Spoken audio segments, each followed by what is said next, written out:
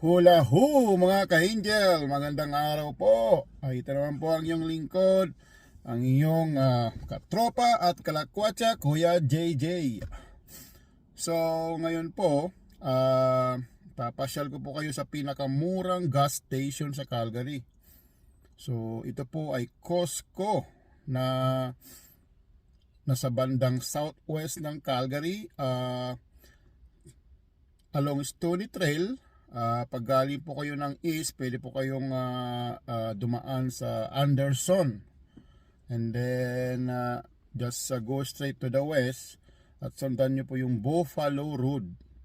So andyan po yung Costco na sa area po ng reserve ng mga kapatid nating mga First Nation. Reserve means like an exclusive land sa mga kapatid nating mga First Canadian, yung talagang original po ng mga Canadian dito sa Canada.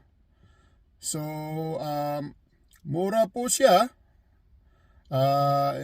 dahil po siguro that area is may mga exemption sila sa mga taxes. So kaya pumura ang gas dyan. Meron din po siyang katabi, yung pong Chutina gas station. Nearby lang po yun. Mura din po yun. Baka second po yun na cheapest. Kasi hindi po sila nagkakalayo ng presyo. Mas mura lang yung Costco usually ng mga 0.02 cents.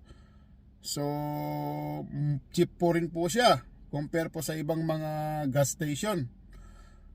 At saka halimbawa po yung Costco, magsasara po siya ng maaga. Pwede po kayong pumunta po sa Chutina gas station na another option na ang pagkakalam ko parang 11 ng gabi yata sila mag-close. Yung Costco po kasi 9:30 sa weekdays, 7 yata sa weekend. And then mas early pa sa pag Sunday. So yun po, magpapagas po tayo doon at ipapakita ko po yung itsura po ng area na yan. Dadaan po tayo dito sa reserve area. Meron din pong sikat na hotel dyan. Ayan po yung Gray Eagle Casino. Usually po yung mga artista natin sa Pilipinas, minsan dyan po yung venue ng mga concert nila, mga pagtitipon pagka bumisita sila dito sa Calgary. So maganda rin po yan, sikat po yan na hotel at casino sa Calgary. So sasamahan niyo po ako, tara!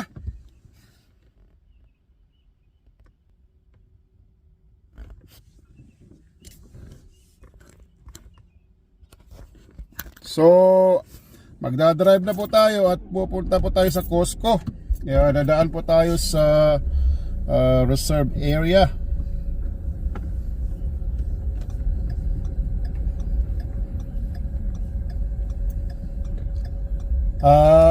Nga pa pala po, naalala ko may correction po ako sa isang video nung isang araw na-upload ko. Correction ko po, yung tallest building sa Alberta is yung Stantec Tower. So may confusion po kasi doon noong that time, dahil magkatabi lang po yung Stantec at saka yung sinabi kong JW Marriott. So magkatabi lang po kasi sila. So ang tallest is Stantec Tower. Nasa 251 meters yata siya. Kasing taas po yan ng former tallest in the Philippines, yung PBCom Tower. Maganda po yung place na dyan yan, kasi katabi rin po niya yung Rogers Place, isang home court or home arena ng Edmonton Oilers. Isa pong hockey team ng Edmonton na base po sa Alberta. So napakaganda po dyan sa lugar na yan kasi dinedevelop nila as a new central business district. Marami pong mga naka-plan at under construction na building dyan sa area na yan sa Edmonton. So expect po na magiging maganda siya sa susunod na mga taon yung area na yan. Napakaganda po yung Rogers Place na yon. Nasa seating capacity niya more or less is 20,000. Parang Araneta Coliseum yung capacity niya. Nagkakaroon din po ng ano dyan, yung mga exhibition games or parang summer games ng NBA, yung National Basketball Association. Last year po yata yun o 2 years ago, and pumunta po yung Toronto Raptors at saka yung Utah Jazz, team po ng ating kababayan na si Jordan Clarkson. So sikat po yan dahil na maganda, modern po siya.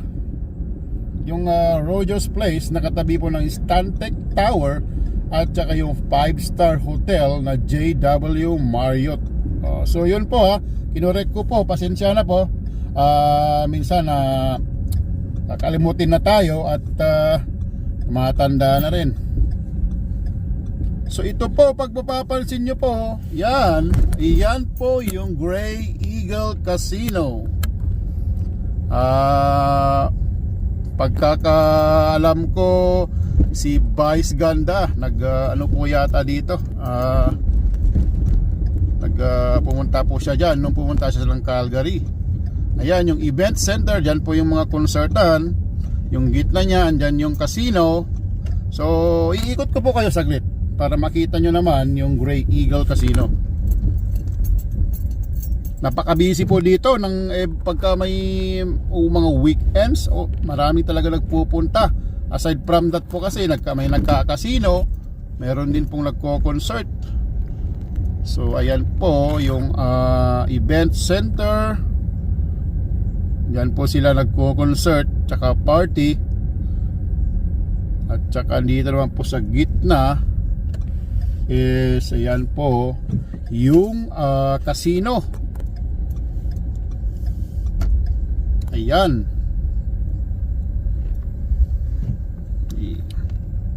So ayan po yung entrance ng casino nila. Ayan. Tapos yung dulo po, ayan po yung hotel. Ayan po yung Grey Eagle Hotel. So ayan. Napaka malaki po yan. Sa mga top hotel din ng Calgary. So left po tayo at pupunta na po tayo sa Costco sa Chutina area.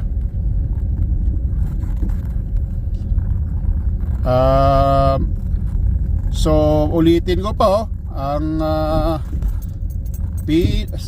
sa ngayon at most of the time ang pinakamura pong gas station is sa Costco sa Chutina dito sa Southwest Calgary, at saka po yung katabi po niyang Chutina gas station. So yan po yung dalawa na mga top na cheapest sa Calgary. So dito po mapapansin nyo po yung mga daan, parang may construction, inaayos na naman po nila dahil baka tatayuan na naman po ito ng establishment. So nagbo-boom po talaga yung Calgary. At tawag po pala dito is TAZA. Ayan, yung parang pangalan ng Central Business District. So ito pong area na ito ay reserve area na. So sakop po ito ng I think First Nation reserve. So sagrado po yung lugar na ito at kailangan po nating i-respect yung mga rules nila dito. Because sila po yung mga original, yung mga pinakaunang Canadian talaga dito sa Canada. So ayan po, may bagong tayong dealer po ng Ford dyan. So yung mga naghahanap po ng sasakyan na bago po yung yung tindahan is ayan po, yan po yung Ford Taza. Yan, approaching po tayo. So ayun po, hindi ko na po na-videohan sa may Stony Trail. So papasok na po tayo ng Costco. So ayan po, malapit na tayo. So ito po yung Costco Chutina. Ito po yung cheapest na gas station sa Calgary. Mamaya po pupuntahan din po natin yung katabi niyang gas station na second na cheapest din po siya dahil 0.02 lang po yung differences nila. So ayan, mag-turn left po tayo dito at naabutan po tayo ng yellow light. So tulad ng sinabi ko, wag po nating ibit yung yellow light dahil meron pong ticket or violation po yun. Beating the yellow light. So mapapansin nyo po dito sa ngayon sa Calgary, sunny. So magandang senyales na talagang magi-spring na siya. At additional information po, yung Calgary is the sunniest major city or the sunniest city in Canada. So nag-average po siya ng mga nasa 333 days a year na maaraw. So 365 days a year po tayo. So yung Calgary is 333 more or less ang average niya ng sunny. So siya po yung pinaka-sunniest na city sa Canada. At pangalawa po yan o naglalaro yung Edmonton at saka Winnipeg. So sila po yung mga sunniest cities in Canada. So ayan po, malapit na po tayo. Isusum ko konti para makita nyo yung price ng gas. Ayan, nasa 148, so 1.48 po siya. So talagang mura po siya kung i-compare po natin sa mga ibang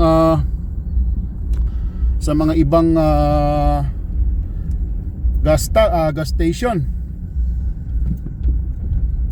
So ayan po yung Costco Chutina, the cheapest gas station in Calgary at the moment. So ayan po, papalapitan ko lang pong ipakita kung ano po yung Costco dito sa Chutina. So turn right po tayo dito. Magtawag po kalimutang magsisignal po lagi. Ayan po yung Costco. Ayan. So hindi po tayo magpapagas ngayon kasi nag-decide na lang kung nasa susunod na lang kasi parang mahaba ang pila. So para maipakita ko na rin po yung pangalawa na second na cheapest na gas stop or gas station sa Calgary. So ayan po, yun yung mga car na talagang araw-araw po ay marami pong nagro-grocery dahil wholesale po kasi yung Costco.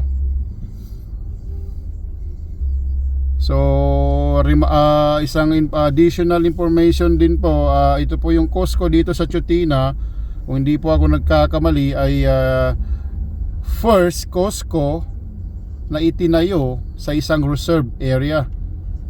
So tulad po ng mga nabanggit ko na yung reserve is very sacred at hindi po basta-basta na tinatayuan ng mga establishment or mga community, kasi exclusive po talaga yan para sa mga kapatid natin na First Nation, na sila po yung mga original at talagang sila po yung nagmamay-ari ng Canada.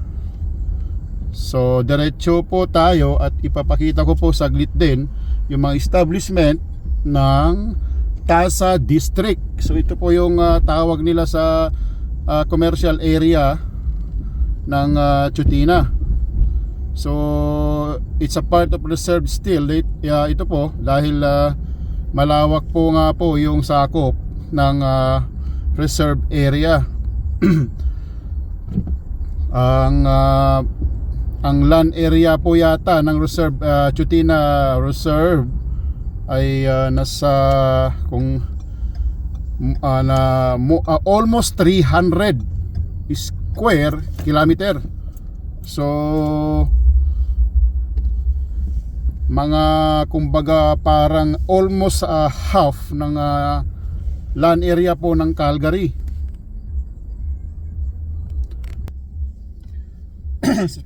Excuse me po, so ulitin ko po, yung land area po ng Chutina Reserve ay nasa around almost 300 square kilometer. So pagka sa Pilipinas, para pong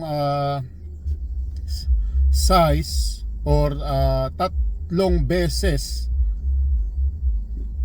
sa yung area niya para maging Metro Manila, or almost dalawang Quezon City. Kasi yung Quezon City po is nasa around 166 square kilometer siya.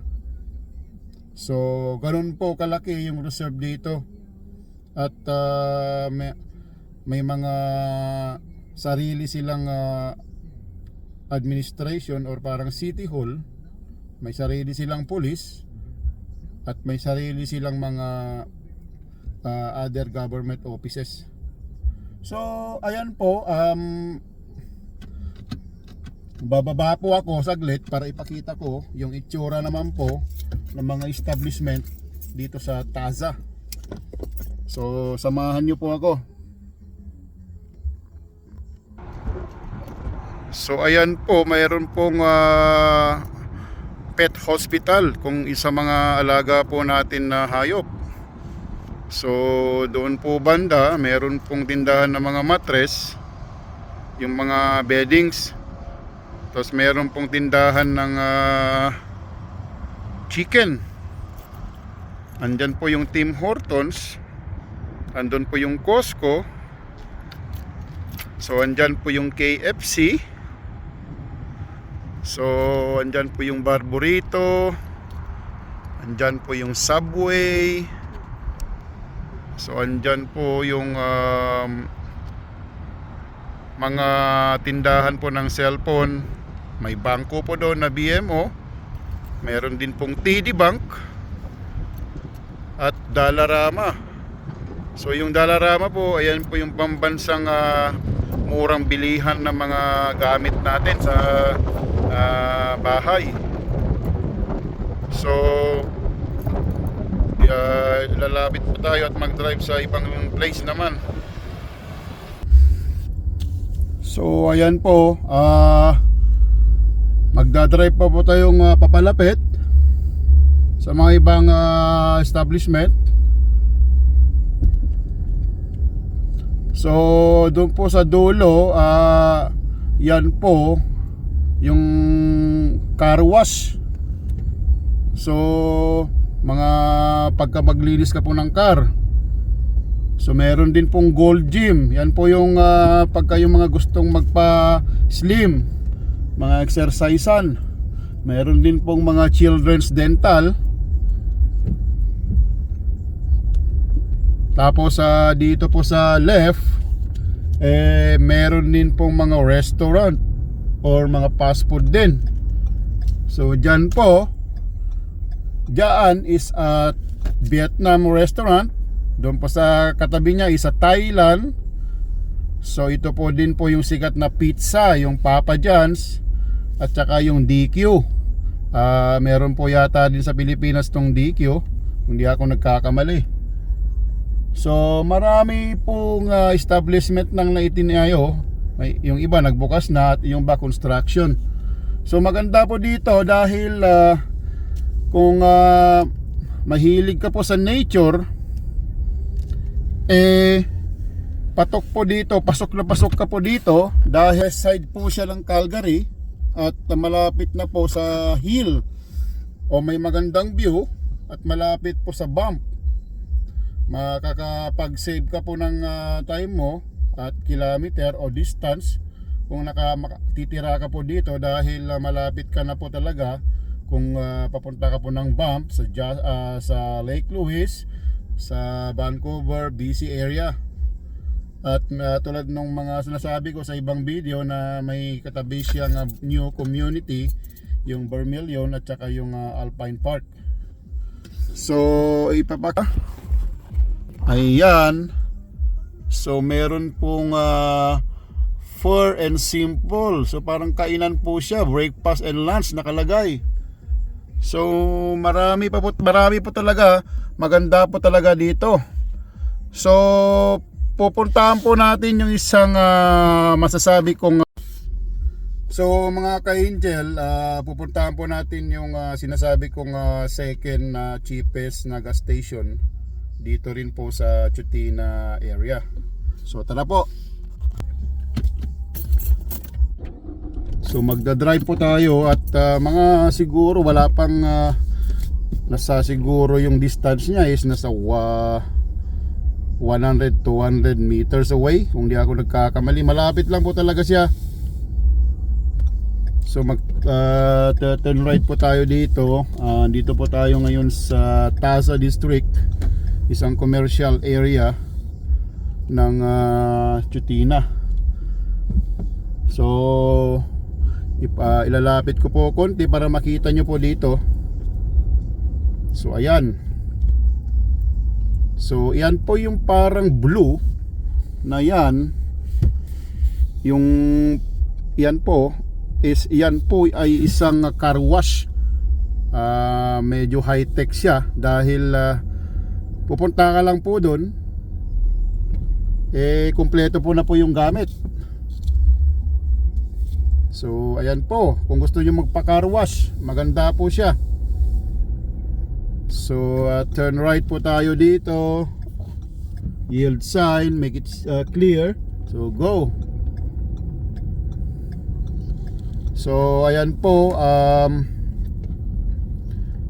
pagka straight po yan is going to Anderson Road. Pagka left, yan po yung Chutina Nation na papasok na po talaga sa community nila. So ayan po yung gas stop na sinasabi ko. Ayan, ganyan po yung presyo niya. At mura po talaga din. So ayan po yung gas station niya. So dito is pwede po kahit sino ang maggas, kahit po nasa reserve area siya is pwede naman po ang magpagas ng mga hindi taga rito. So another option po, pagka nagsara na po yung Costco, dahil ito ay nagsasara po yata mga 11 ng gabi. So ayan po, dyan po yung gas pump. Punta lang po kayo dyan at pwede na po kayo maggas. So ayan po. So ayan po yung gas stop ng Chutina Nation Government. So pag galing po kayo ng north, mag-exit lang po kayo ng Anderson at Buffalo Road. Pero ang ipapalo nyo po is yung Buffalo Road, kasi yun po yung way na papunta sa Costco at saka Chutina Gas Station. Pagka po kasi ipalo nyo yung Anderson, papunta po na yan ng east ng Calgary. So pag galing po kayo ng south naman, using the Stony Trail, pwede po kayong mag-exit naman po ng 130th Avenue. So pagka naka-exit po na po kayo ng 130th Avenue, pwede po kayong dumaan po dun sa roundabout, and then turning left, tatawid po kayo ng bridge going to Costco.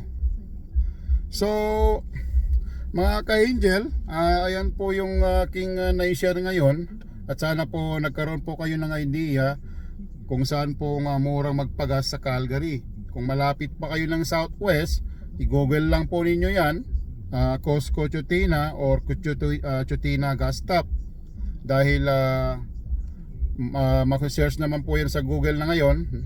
High-tech na tayo, halos lahat ng place sinasabi po ni kapatid na Google. So ayan po yung ating vlog ngayon, the cheapest gas station in Calgary, Costco Chutina and Chutina gas station. So maraming salamat po sa panonood, at lagi po kayong mag-iingat at stay healthy, at don't forget to pray. Pray hard, it works. So maraming salamat po. Ito ang inyong lingkod na naman, ang inyong katropa at kalakwatsa, Kuya JJ. Huwag niyo pong kalimutang i-subscribe po ang YouTube channel and Facebook page natin na Discovery Space Angel. So Discovery Angel po, para updated po kayo sa mga ina-upload kong video. I-explore po natin, mag-explore po tayo ng iba't ibang lugar, ibang bagay, at ibang mga information hanggat sa aking makakaya po. Salamat po. Thank you po. Hanggang po sa muli.